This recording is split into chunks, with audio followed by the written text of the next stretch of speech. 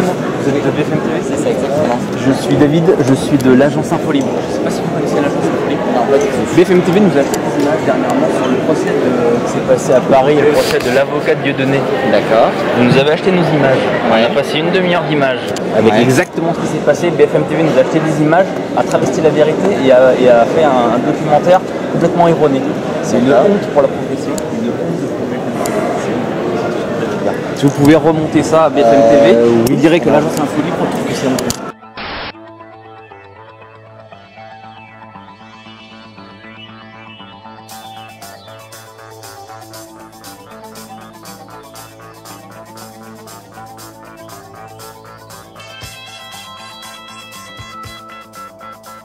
Salut à tous, bienvenue pour ce 64e numéro des infos dont on parle peu. Je suis content de vous retrouver aujourd'hui.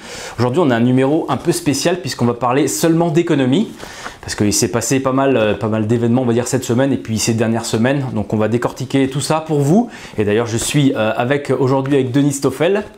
Denis Stoffel qui a le site denisto.eu, Denis Stoffel qui est à l'origine de la lettre Liesi et qui aujourd'hui a donc à son propre site où il décortique l'actualité économique et de la géopolitique. Salut Denis.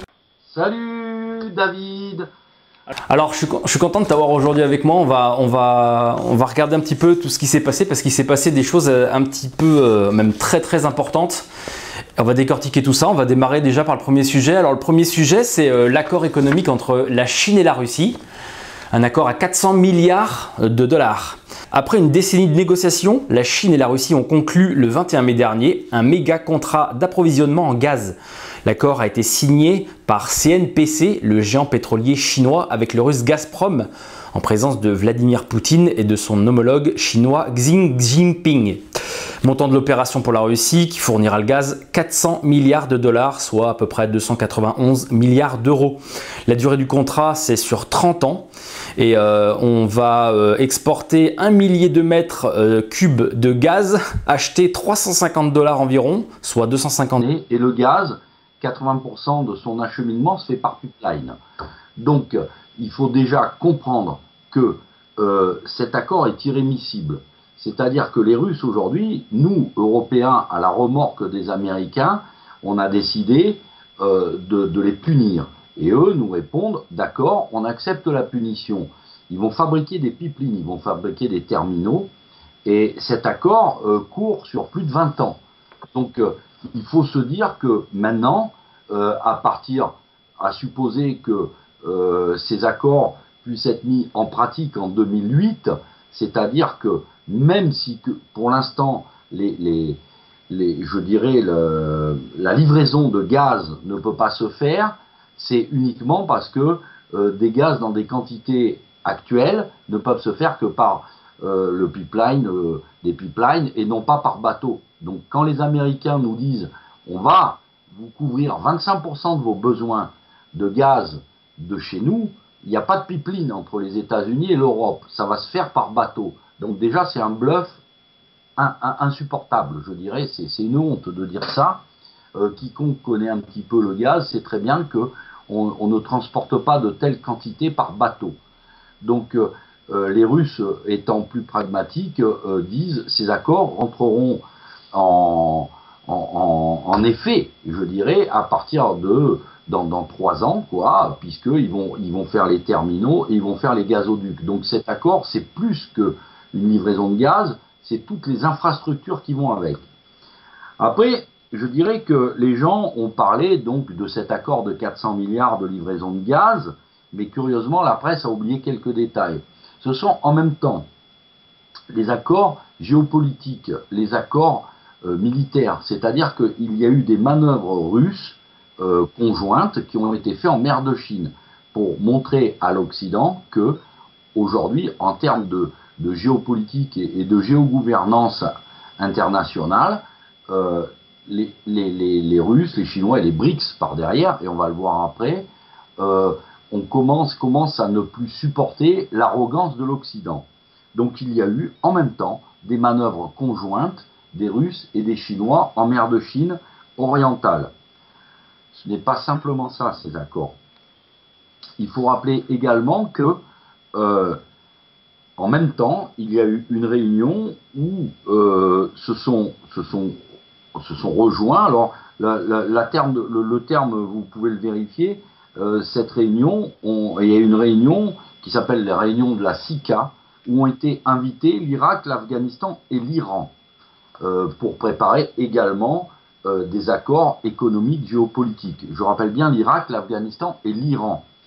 Il faut rappeler la gifle donnée aux États-Unis. Le message est clair, c'est-à-dire que les États-Unis, que ce soit en Irak, en Afghanistan et en Iran, au cours de leur campagne militaire, en sont à 6 000 milliards de dollars de dépenses. C'est-à-dire qu'aujourd'hui, ils ont soi-disant libéré ces pays-là, et ces pays-là rejoignent l'axe russe-Chine dans des accords économiques et militaires. Donc ce ne sont pas de petites choses. En même temps, on oublie de dire également que à travers ces contrats énergétiques, il y avait d'autres accords qui ont été signés, notamment la livraison de chasseurs multirisques Sukhoi russes. C'est le Su-35, c'est-à-dire que les Chinois et les Russes se sont mis d'accord sur des livraisons d'armement. Donc ces avions, les sous-marins de classe Lada et les systèmes antimissiles S-400. Donc c'est un accord par-delà un accord énergétique, c'est un accord militaire très important pour faire face, je veux dire, à la menace que eux considèrent comme une menace, c'est l'Occident, avec bien entendu l'arrogance militaire américaine.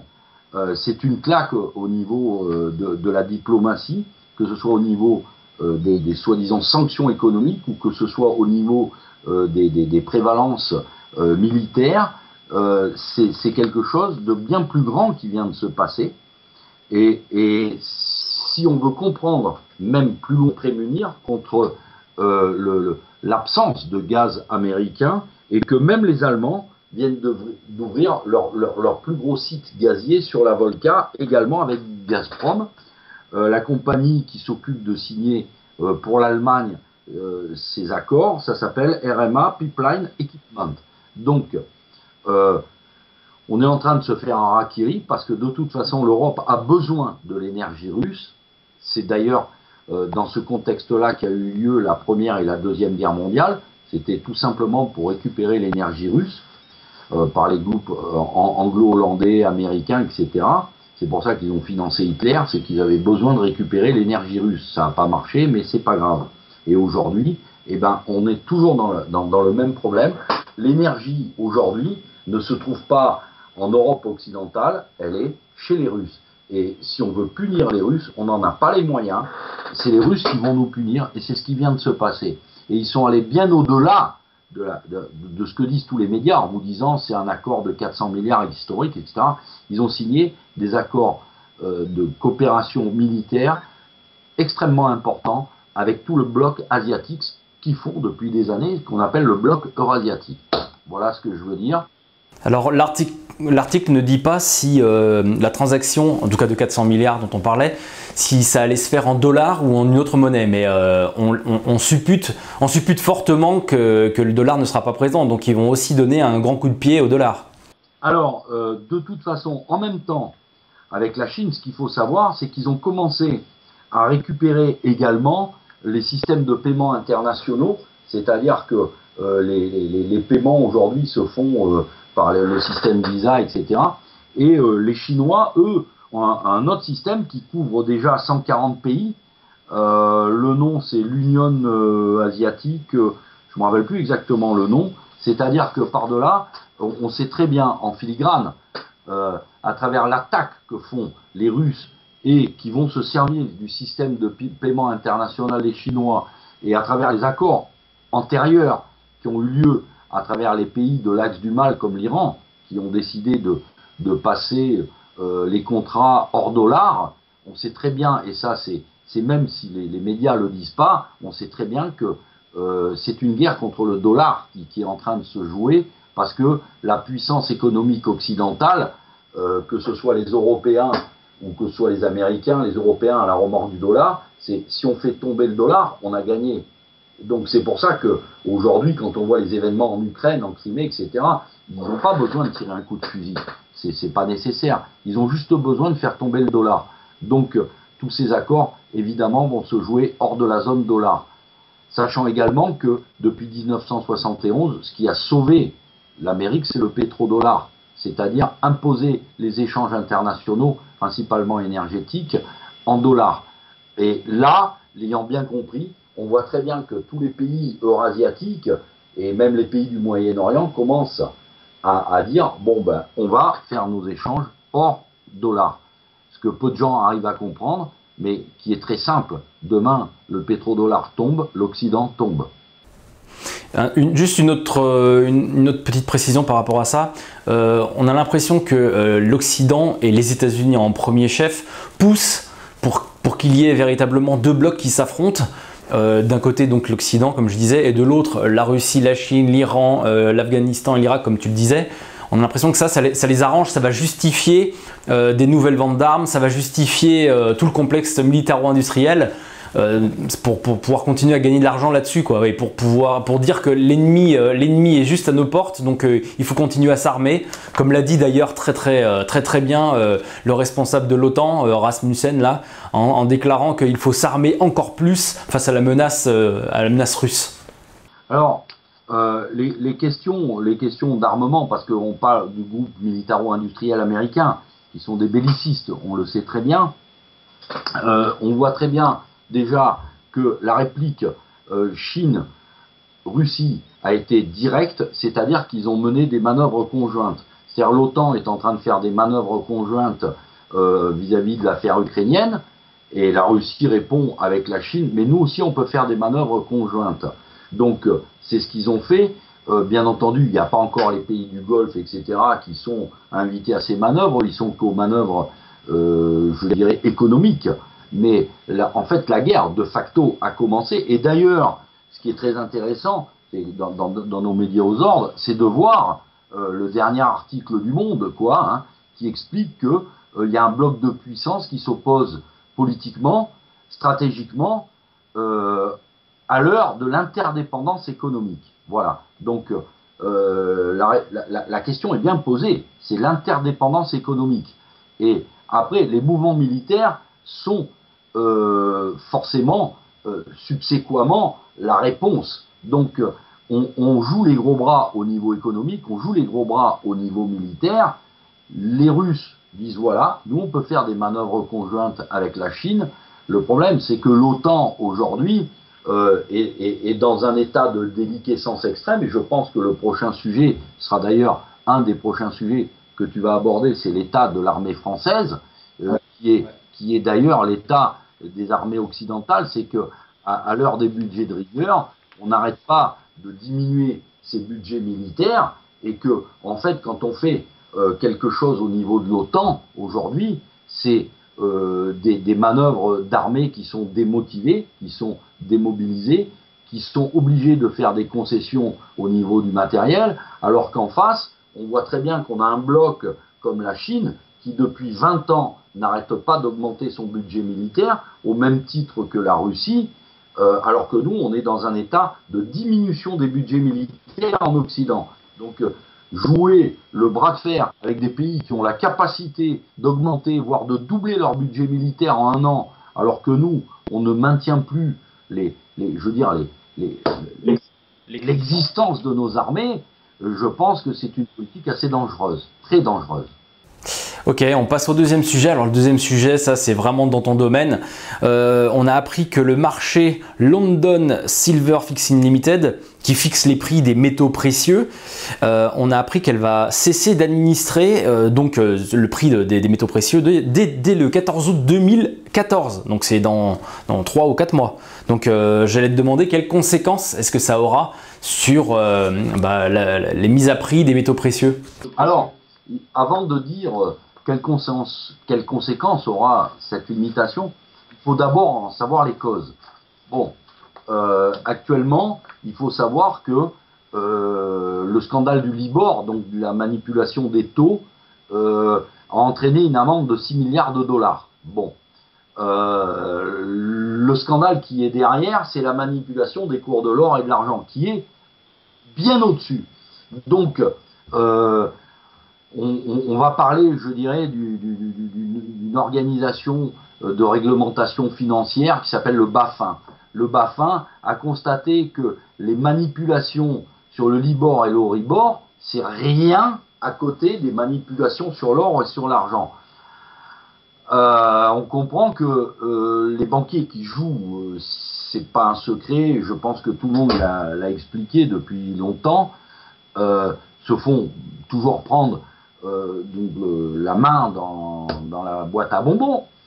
Et quand on sait que tous les grands représentants qui sont censés représenter le fixing de Londres partent, je dirais un petit peu, le bateau coule, les rats se sauvent. Donc ça veut tout simplement dire que la manipulation des cours de l'or et de l'argent tire à sa fin.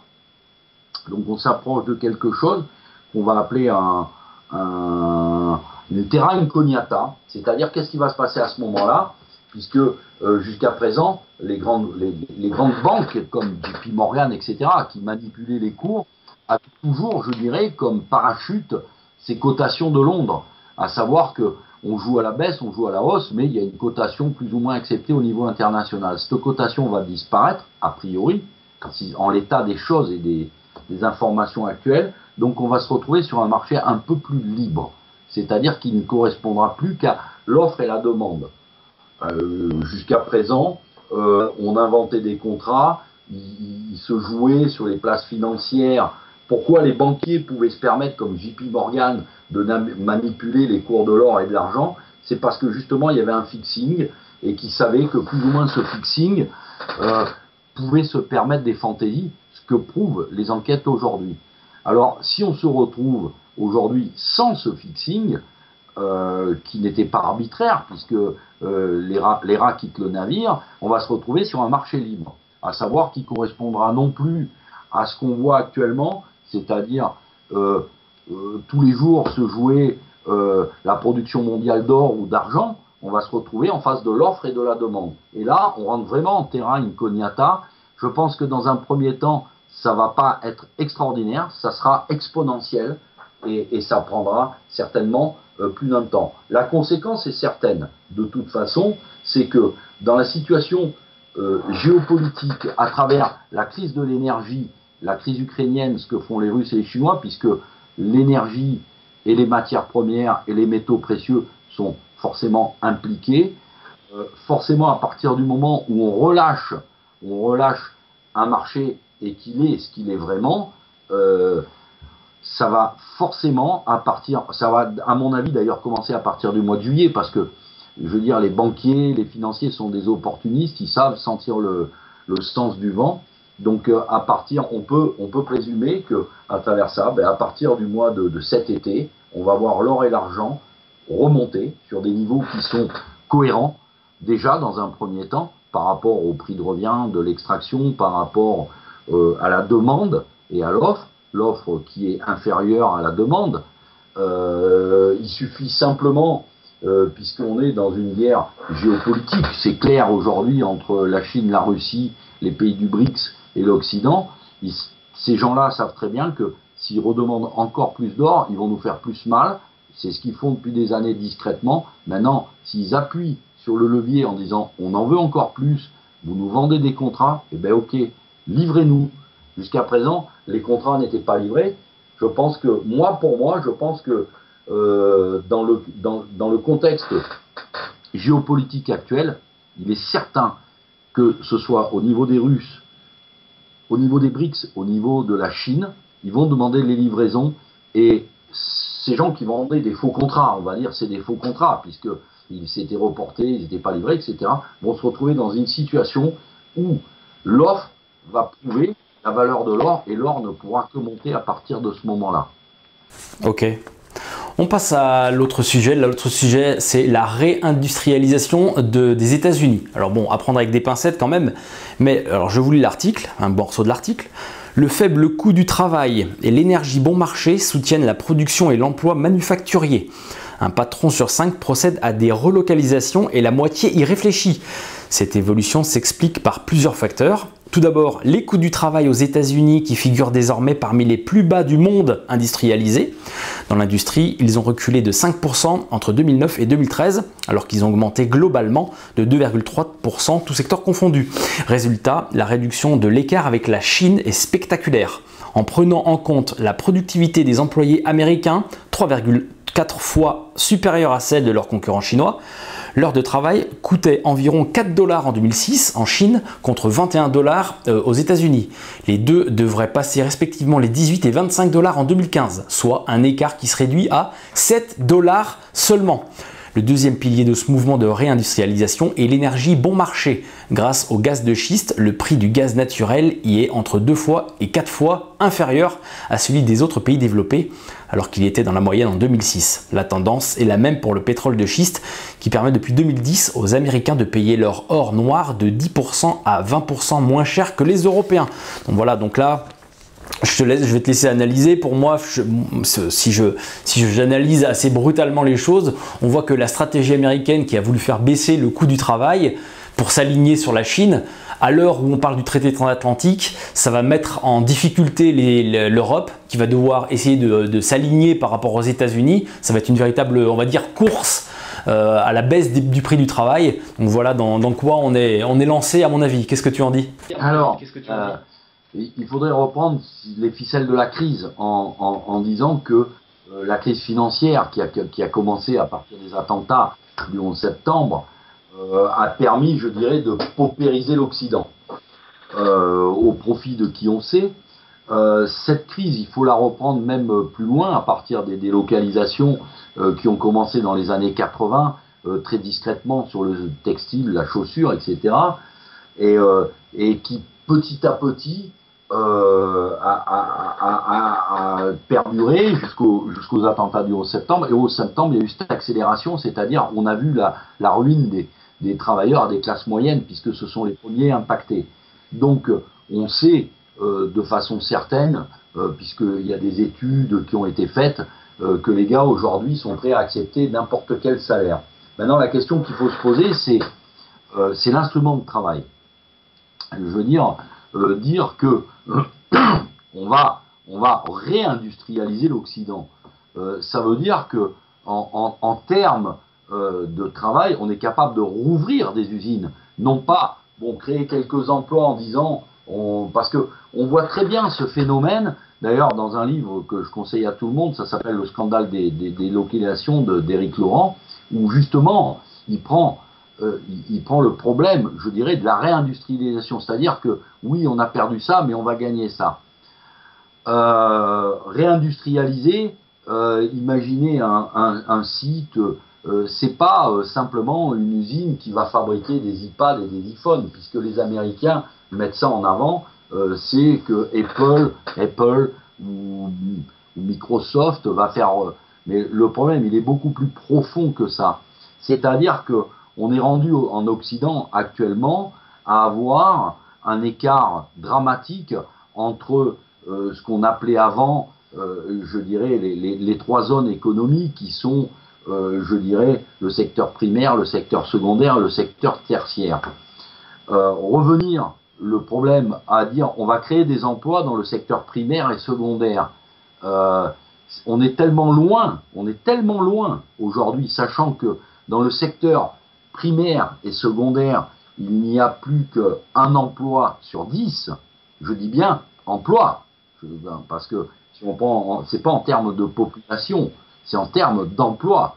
Je veux dire, quand bien même on doublerait demain l'inertie du secteur tertiaire et des personnes qui sont aujourd'hui non travailleurs, c'est à savoir qu'en France, je veux dire, on a une personne sur 10 aujourd'hui, c'est-à-dire qu'on a un petit peu plus de 20 millions de salariés, mais dans ces 20 millions de salariés, le PIB aujourd'hui se fait par le secteur tertiaire, le secteur des services, etc.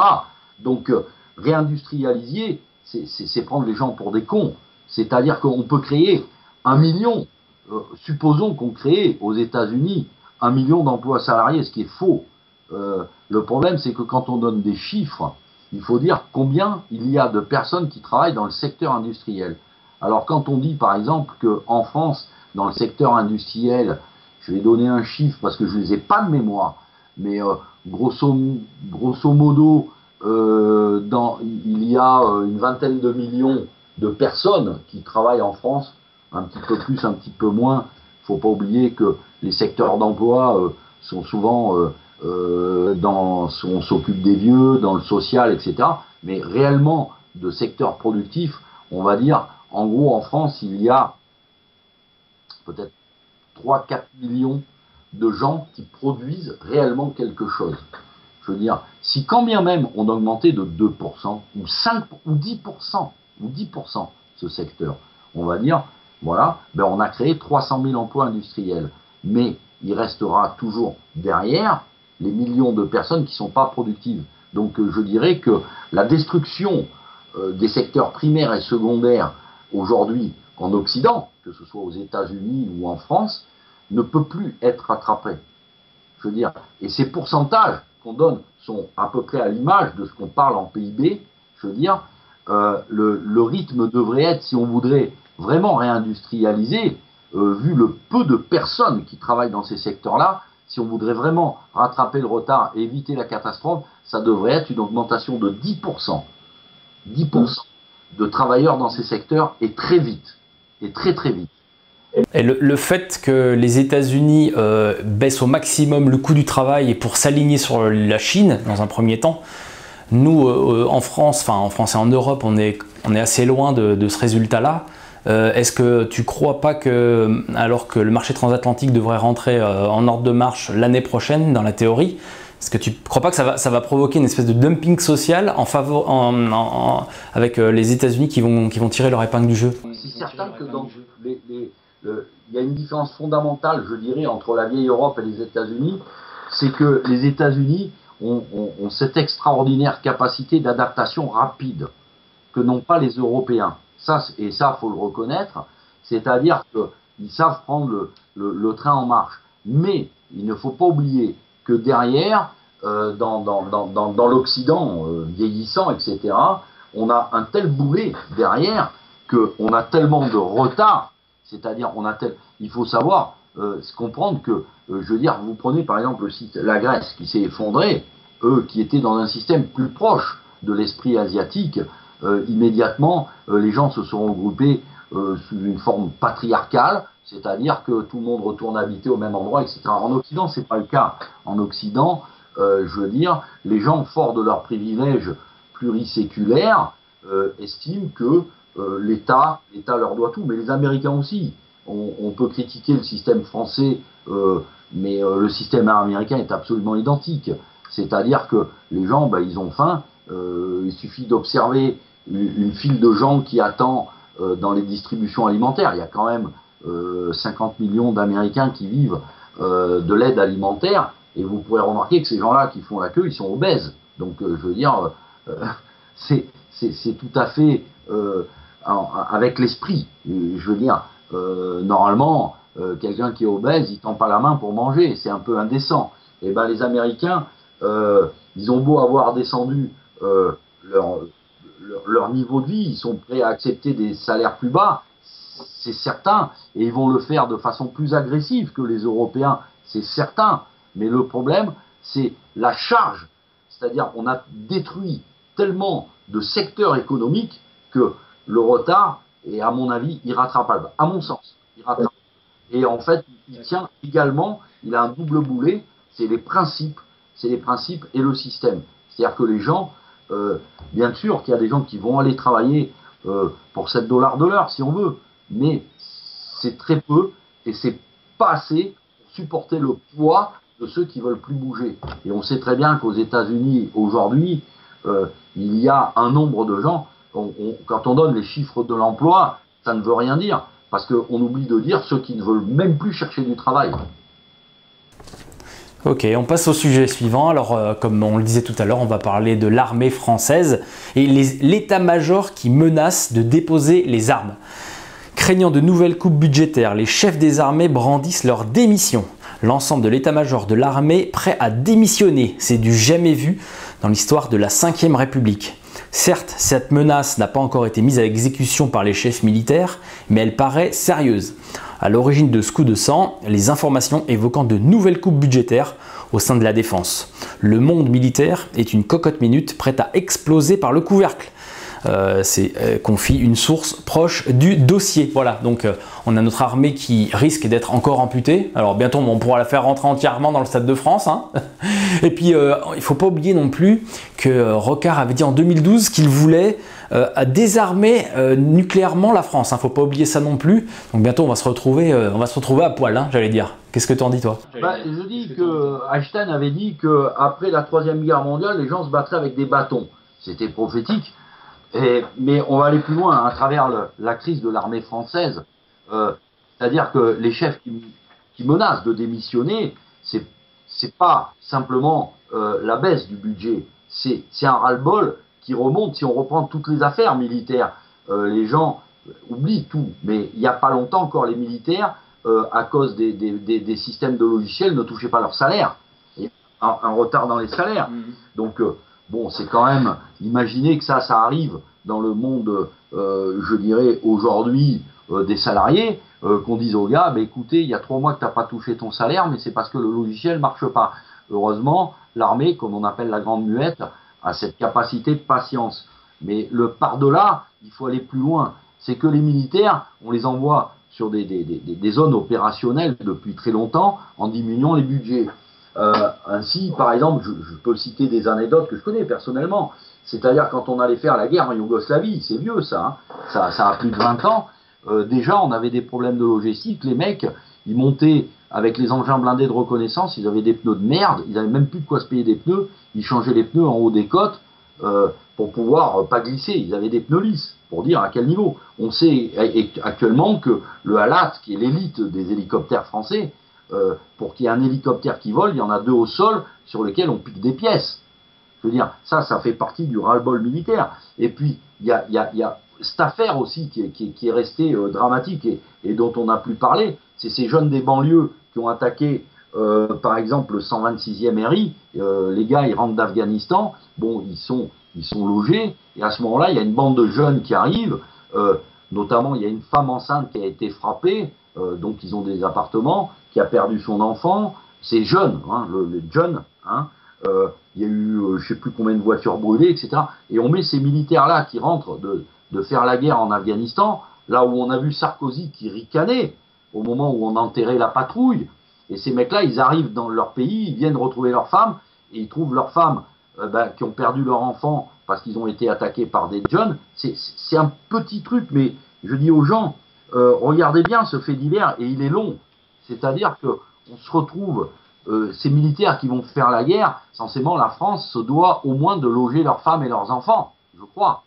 Et ce qui s'est passé à Brive-la-Gaillarde, il y a une bande de gens qui sont arrivés dans les logements des militaires et qui ont agressé les femmes des militaires. Donc les militaires, ils sont allés dans les quartiers des jeunes, ils sont allés faire le ménage et aujourd'hui ils sont devant un tribunal.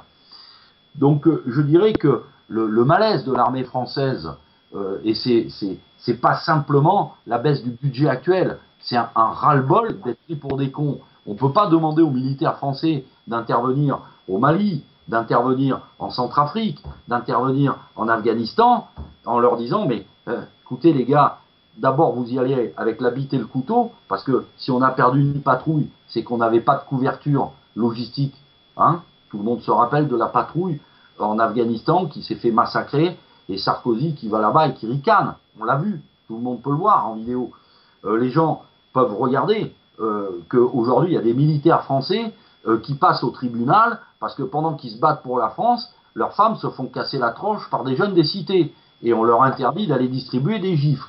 Ça, c'est un deuxième point. Et troisième point, sur le terrain, on peut vérifier également, vous prenez l'histoire des hélicoptères français qui sont exceptionnels, très bons. Mais le problème, c'est que à force de couper les budgets, on a 3 hélicoptères, il n'y en a qu'un qui vole parce que les autres, on les démonte. Au niveau des chars, c'est pareil. Donc les mecs, au bout d'un moment, les chefs, tout ça, ils le savent. Nous, on a l'information en nous disant, les chefs militaires en ont marre parce qu'on baisse le budget. Mais il faut voir en amont tout ce qui s'est passé. Et effectivement, je pense que les chefs militaires en ont ras-le-bol. il y a une information qui avait circulé à un moment donné, je pense que c'était un wax, où on disait que les militaires étaient presque prêts à faire un coup d'État contre le gouvernement français, tellement ils en avaient marre, quoi. Je ne sais pas si tu te rappelles de ça.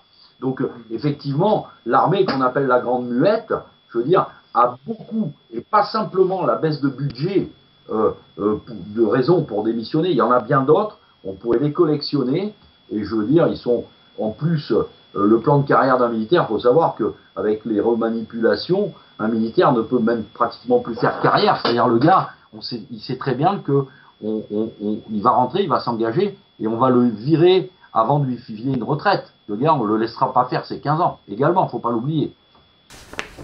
Ok, on passe au sujet suivant. Ouais, impeccable, impeccable. On passe au sujet suivant. Alors, il y a deux derniers sujets un petit peu plus légers, on va dire. Alors, d'abord, c'est la Grèce et l'Espagne qui obtiennent un relèvement de leurs notes. Incroyable. Alors, vous avez vu que tous les voyants sont au rouge en Grèce et en Espagne. Je vous le démontre à peu près toutes les semaines dans cette émission. Et bien, devinez quoi? La Grèce et l'Espagne obtiennent un relèvement de la note, comme je vous l'ai dit. Donc c'est Fitch qui a fait passer la note de la Grèce de B- à B, et S&P qui a relevé la note de l'Espagne de BBB- à BBB. Voilà. Qu'est-ce que t'en dis, toi? C'est vraiment ces agences de notation, c'est vraiment du foutage de gueule. Hein. Oui, c'est carrément incroyable. J'avais fait d'ailleurs une vidéo sur les agences de notation, parce que on dit les agences de notation, mais c'est quoi les agences de notation? D'abord, c'est des entités privées, voilà, qui appartiennent donc au secteur privé. Et il y a une anecdote qui était extraordinaire, c'était Sarkozy qui disait que les agences de notation c'était abominable, etc. Et qui en même temps donnait la Légion d'honneur à Marc Ladré de la Charrière, qui est, je dirais, un des riches français, et qui est pratiquement, on va dire, le patron, je dirais, de Fitch Ratings. Voilà, donc la France avait pris une banane par les agences de notation, et M. Sarkozy décorait M. de la Carrière. Bon, ces agences de notation, allez, on va prendre leur historique. Comment ils notaient Lehman Brothers avant sa chute, comment ils notaient les subprimes, c'est indécent. Je veux dire, alors, ils nous ont tellement pris pour des cons sur des produits de merde, je dirais, mais en vertu de quelle loi une agence de notation privée peut noter un pays qu'ils ont ruiné, faut pas l'oublier, parce que ce sont les agences de notation qui ont coulé la Grèce, et ce sont ces mêmes agences de notation qui se sont gavés sur la dette grecque et qui nous disent aujourd'hui c'est un peu moins que de la merde. Je dis pratiquement cette annonce est indécente. À leur place, je dirais rien. Et on termine la dernière information. Alors, en ce qui concerne la presse, j'aime bien en parler, moi, tu sais. C'est Nice Matin, le journal Nice Matin, qui va vers un dépôt de bilan. Un comité d'entreprise a été convoqué ce vendredi matin, au cours duquel Dominique Bernard, PDG du quotidien et directeur général du groupe R100 Média, devrait annoncer son intention de déposer le bilan le lundi 26 au tribunal de commerce de Nice. Avec une dette de 12,8 millions d'euros, le journal est en cessation de paiement, et les fonds, 20 millions d'euros, que devait apporter le repreneur, l'élu local Jean Icard, en partenariat avec le fonds d'investissement suisse GXP Capital, représenté par Gilles Perrin, n'ont toujours pas été versés. Un premier acompte de 2 millions d'euros était attendu début mars, mais en vain.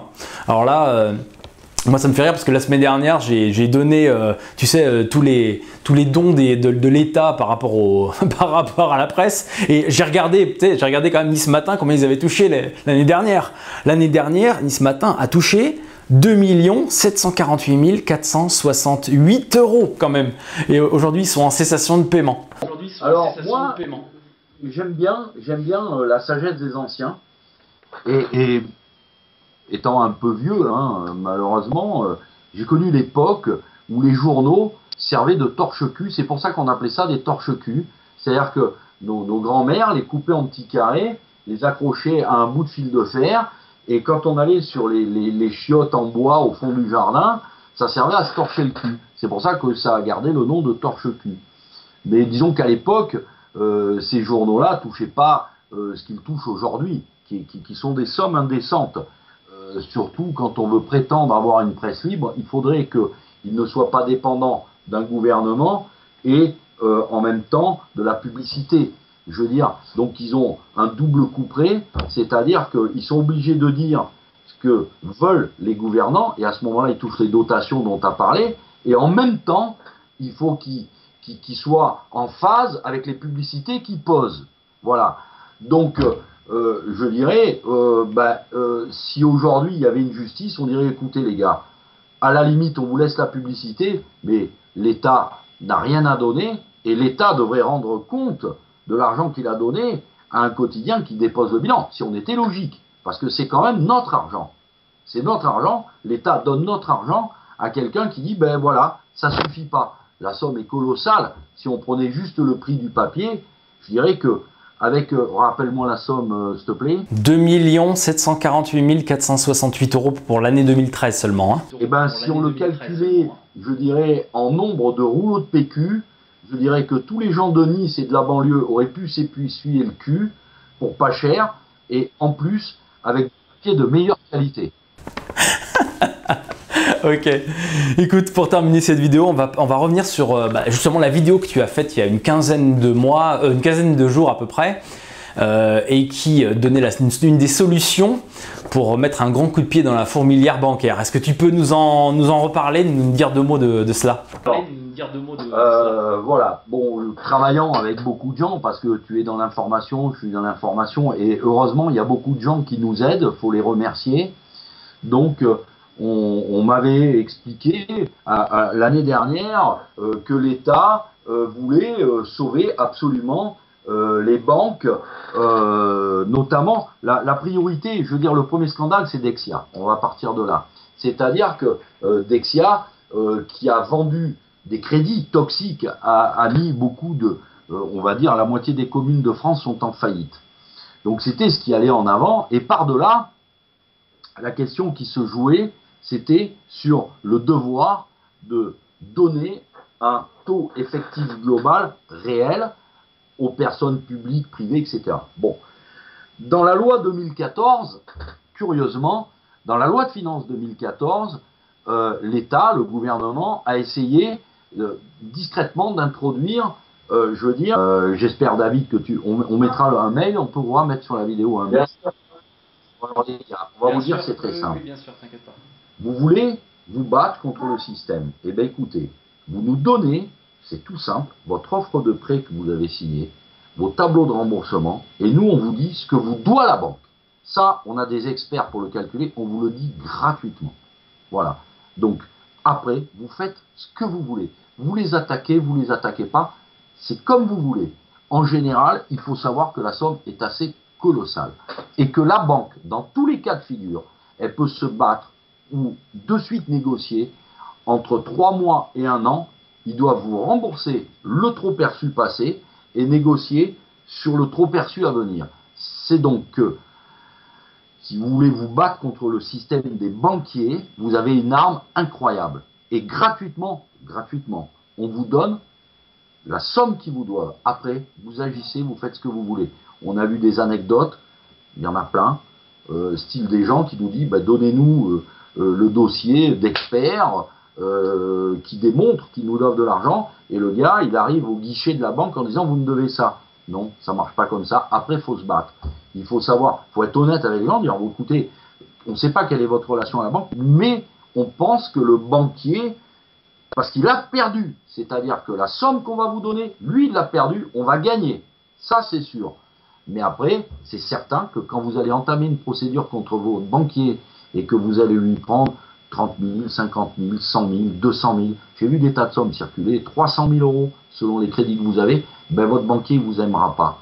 Il ne va pas être gentil avec vous. Il faut envisager éventuellement de changer de banque.